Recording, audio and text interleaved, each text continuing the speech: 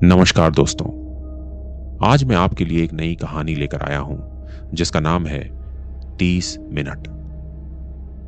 अनुज, मीरा, जतिन और सोनाली चारों कॉलेज के दोस्त थे जिन्हें डरावनी जगहों की तलाश का शौक था। हर हफ्ते वो किसी भूतिया जगह पर जाते और वहां की वीडियो बनाकर डर के राज के नाम से यूट्यूब चैनल पर डालते थे। इस बार उनकी नजर काले हॉस्पिटल पर थी, एक ऐसी जगह जहां 20 साल पहले एक नर्स सिस्टर मार्था ने 4 मरीजों को मारकर खुदकुशी कर ली थी। लोग कहते थे कि जो भी यहां 30 मिनट से ज्यादा रुका वो कभी बाहर नहीं आया। अगर हम यहां रात के 12 बजे तक रुक गए तो हमारा वीडियो वायरल हो जाएगा, अनुज ने बड़े उत्साह के साथ कहा। पर क्या यह सुरक्षित है? मीरा ने पूछा। बस 30 मिनट का रिस्क है, कैमरा चालू करो, सोनाली ने जोश से कहा। और इस तरह व्यूज के लालच में वो उस मौत के अस्पताल में घुस गए, बिना ये जाने कि आज रात उनका कंटेंट नहीं बल्कि किस्मत रिकॉर्ड होगी। डर लग रहा है, सोनाली ने कांपते हुए कहा। बस 30 मिनट, फिर चले जाएंगे, अनुज ने कहा, पर उसकी आवाज में भी डर था। अंदर घुसते ही ठंडी हवा ने उन्हें घेर लिया। दीवारों पर खून के धब्बे, टूटी हुई बेडें और टक टक टक की आवाज जैसे कोई नर्स के जूतों में चल रहा हो। जैसे ही वो दूसरी मंजिल पर पहुंचे, एक बच्चे के रोने की आवाज सुनाई दी। वो आवाज एक टूटे हुए ऑपरेशन रूम से आ रही थी। जब जतिन ने दरवाजा खोला तो वहां एक खून से सनी गुड़िया जमीन पर पड़ी थी, जिसकी आंखें अचानक घूमकर उन्हें देखने लगी।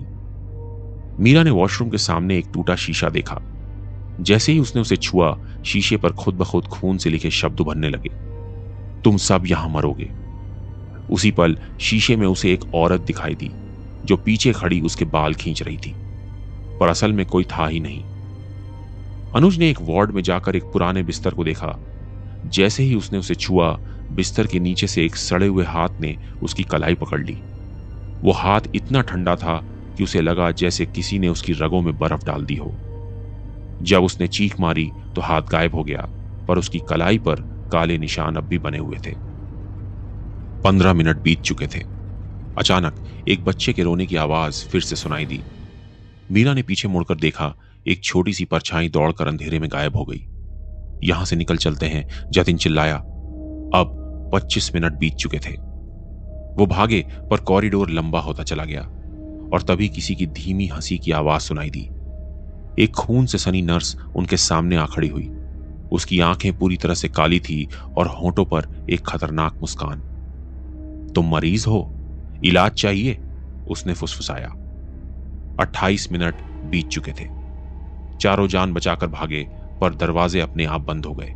नर्स हंसते हुए पीछे आ रही थी और तभी सोनाली ने एक टूटी खिड़की देखी और बाहर कूद गई। बाकी 3 भी उसके पीछे भागे। 30 मिनट पूरे हुए।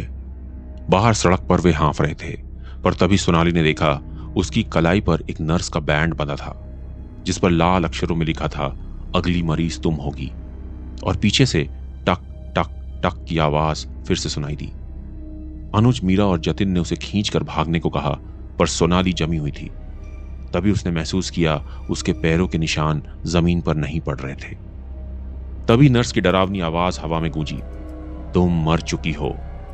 सोनाली ने पलटकर देखा, वो अभी भी अस्पताल के अंदर खिड़की से लटकी हुई थी। उसकी गर्दन एक खूनी रस्सी में फंसी थी। वो कभी बाहर आई ही नहीं थी। अनुज, मीरा और जतिन भागते रहे, पर जैसे ही वो मुड़कर देखते, सोनाली हमेशा उनके पीछे खड़ी मिलती।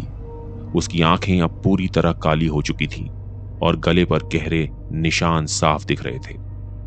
अगली सुबह पुलिस ने 3 पागल हुए लोगों को सड़क पर भटकते पाया। वो बस एक ही बात दोहरा रहे थे, 30 मिनट कभी खत्म नहीं होते, क्योंकि वो हमेशा गिनती रहती है। और अगर तुम कभी उस सुनसान अस्पताल के पास से गुजरो तो खिड़की से एक लड़की का चेहरा दिखाई देगा। वो अपनी कलाई पर घड़ी देख रही होगी और होंठों से बोलती मिलेगी, 29, 30, अब तुम्हारी बारी है।